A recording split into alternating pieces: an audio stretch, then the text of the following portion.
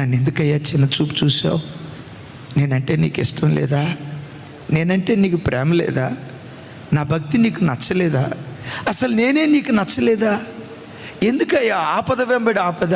ఎందుకు నా బ్రతుకులో ఈ శ్రమను అనుమతిస్తున్నావని మీలో ఎవరైనా ఏడుస్తూ ఈ ప్రార్థనకు వచ్చారా? ఏడుస్తూ ఈ వాక్యం వింటున్నారా? ఈరోజు కాల్చబడుతున్న తమ్ముడు, ఈరోజు శ్రమల కొలిమిలో నల్లగొట్టబడుతున్న చెల్లి, ఈరోజు ఎంత నలుగుతున్నావో భవిష్యత్తులో అంత వెలిగేటట్లుగా దేవుడు కార్యం చేయబోతున్నాడు.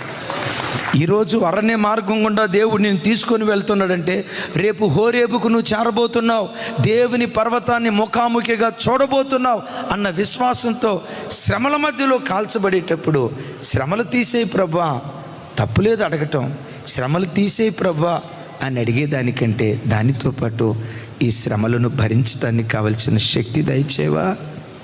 ఈ బాధ